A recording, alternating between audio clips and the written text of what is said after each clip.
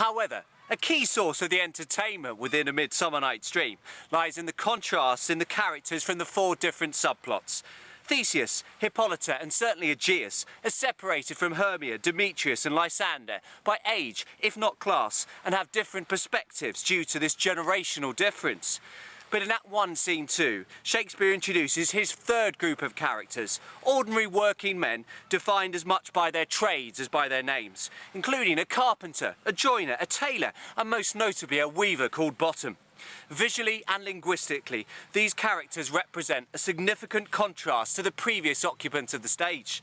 Contrast, for example, Helena's formalised rhyming couplets towards the end of Act 1, Scene 1 with the prosaic prose of a group of men who have decided, optimistically, that they may be able to put on a half-decent play.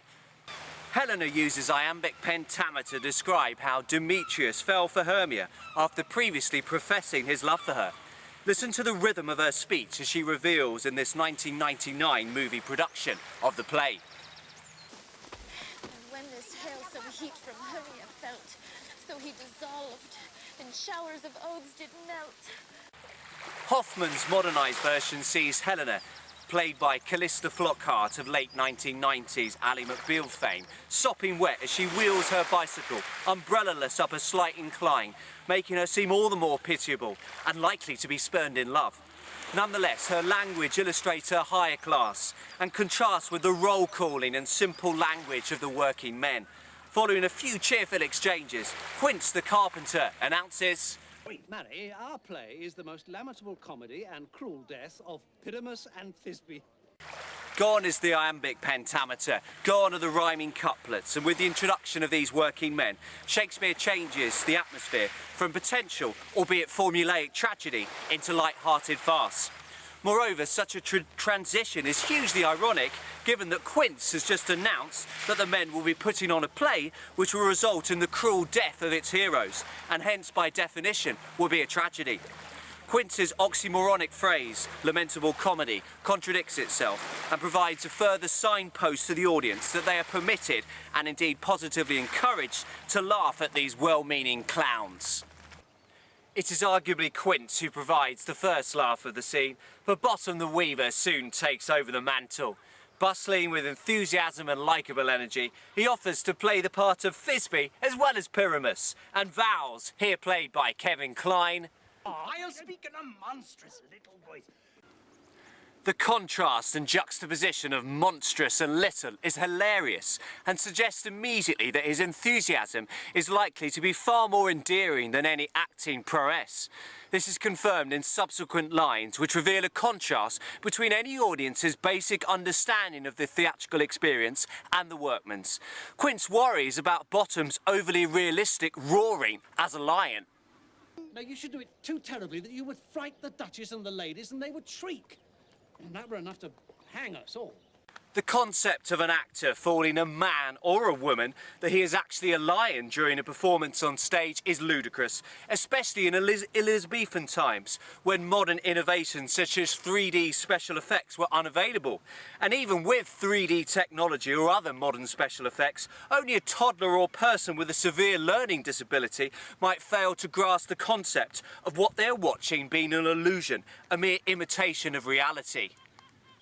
And so a huge source of comedy lies in the contrast between the audience's instinctive grasp of the relationship between drama in real life and the characters on stage. The audience knows that when they make the decision to go to a play, in order to further their enjoyment, they voluntarily agree to accept that what they are seeing is a representation of real life. But the key word is representation.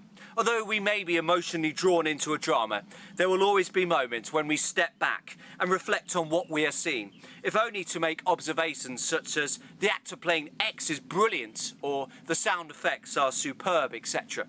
Bottom, Quince and the other workmen do not seem able to make the distinction between reality and theatre, and as a result worry needlessly about upsetting the ladies through their lion or toy with playing multiple parts.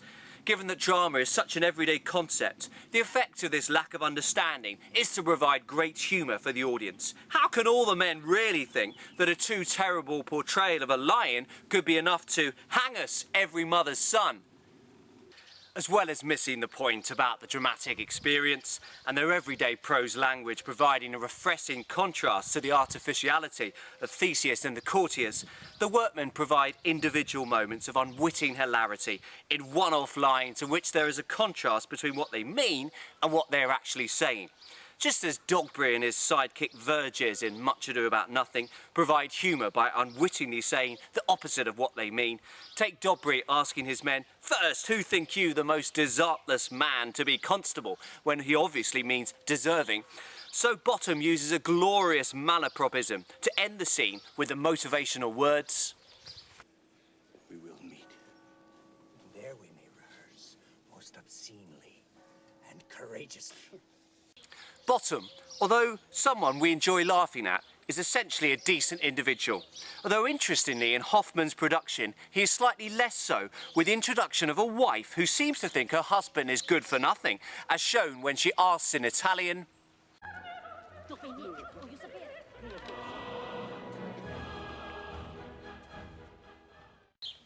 But even in Hoffman's production, Bottom is far too naturally enthusiastic about the enterprise, far too good-natured to contemplate the thought of rehearsing in a shocking or potentially rude way, especially for a production which he hopes will ultimately be shown to the Duke.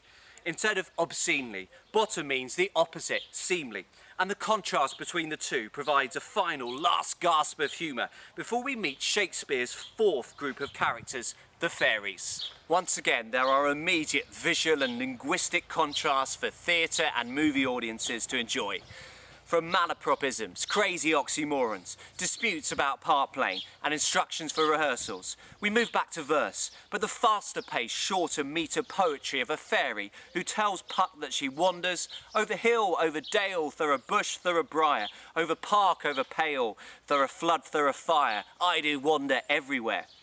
Shakespeare has reduced the number of syllables in each line from an iambic 10, as used by the courtiers, to 6 to create an illusion of fast movement, appropriate for fairies who are not restricted to the cumbersome movements of legs that mere humans have to rely on. Hoffman's fairy seems a little fed up with her endless wandering, and further contrast with earlier scenes is created through the sensual atmosphere. Whereas earlier, Bottom wore an impeccably white, dapper, three-piece suit with bow tie,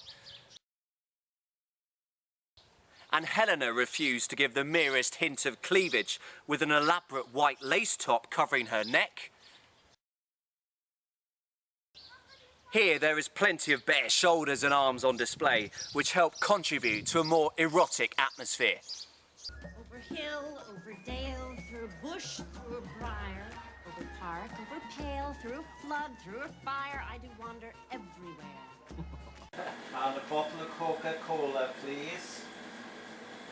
Fires burn, shadows are cast, half-naked folk dance and faintly dissolute pipes create an atmosphere that is worlds away from both the bumbling workman, the pedantic Athenian father, and the well-to-do husbands and wives-to-be. This fairy world includes its own Duke of Athens equivalent, but whereas Theseus appears blissfully happily with his approaching wedding, or at least desperate to get Hippolyta into bed, Oberon, king of the fairies, is at war with his wife Titania. Moreover, such conflict has far-reaching implications beyond the tussles and tension of two individuals who have been unable to compromise about who should take charge of an Indian boy. As these two fairies have the capability to influence nature as well as humanity, their dispute has resulted in strange, unnatural, contradictory changes to the seasons. Titania reveals that hoary-headed frosts fall in the fresh lap of the crimson rose, and on old Hiem's thin and icy crown an odorous chaplet of sweet summer buds is, as in mockery, set. Shakespeare personifies winter in the figure of old Hiem's to create a jarring picture of ice combined with the alliterative and beautiful sweet summer buds. Such an image is deeply disturbing, and you would think impossible. How can summer flowers flourish next to ice and frost? Yet, these are the consequences of the king and queen of the fairies being unable to resolve their differences, a distortion within nature itself. A consequence of Helena being unable to exercise her feelings of love for Demetrius is the continuing erosion of her self-respect and dignity. alone with Demetrius and an invisible Oberon in the deep dark woods outside Athens, she uses the following metaphor to emphasise her devotion. I am your spaniel. Spaniels are, like most dogs, loyal creatures, keen to protect their master from all danger, fond of following them whatever they are doing. However, such imagery is deeply unflattering, as it removes totally the potential for sexual attraction which lies between men and women, as well as any notion of an equalish, two-sided relationship. And so there is a contrast between the image Helena is projecting of herself, a dumb creature that needs to be kicked from time to time, sorry pet lovers, and the persona she should be projecting, that of an attractive woman, of a decent social class, with a great deal to offer. But of course, Helena's desperation reveals once again that it is very difficult to behave logically and rationally when in love. Not only can love be generated apparently from random impulses, but it can leave you behaving in a way that you would never contemplate when free from its passionate and powerful clutches. Although Helena tries to maintain her relentlessly positive and loving stance in the face of Demetrius's contempt, For I am sick when I do look on thee. this finally crumbles when, frustrated beyond belief, she cries, Fie, Demetrius! Your wrongs do set a scandal on my sex. We cannot fight for love as men may do. We should be wooed, and were not made to woo. Fie is a mild version of her modern swear words, and Helena's subsequent words reveal a terrible contrast between socially expected modes of wooing, the man towards the woman, which exist even to a lesser extent to this day, and the desperate stance Helena feels she has to take. However, the only effect of disregarding the traditional female role of passivity is to make her to seem all the more unattractive, which Hoffman accentuates by having her fall humiliatingly off her bicycle into the mud. Helena wants romance, wants to be loved, and instead is left squealing and utterly impotent in the dirt and filth. At this stage of the play, it is Hermia who is the desired female, and left alone at night with Lysander, Shakespeare portrays the traditional contrast between the desire of the man for sexual consummation, whilst the as yet unmarried woman frets about losing her reputation. Unimpressed at Hermia's suggestion that he should find you out of bed, Lysander declares that one turf shall serve as pillow for us both, one heart, one bed, two bosoms and one troth. The repetition of one is romantically intended to signify their spiritual unity, and the noun troth shows his commitment to Hermia, his desire for everlasting faithfulness. Such insistence on togetherness from two separate people has been a common romantic theme in arts, music and literature since time began. Take the refrain of Phil Collins' 1989 hit, Two Hearts.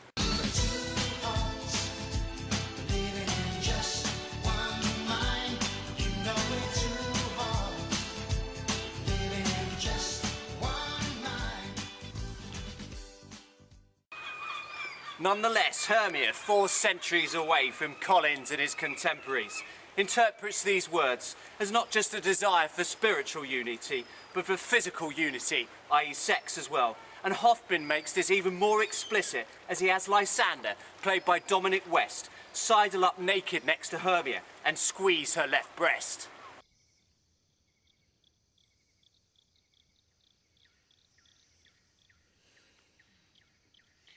Lysander?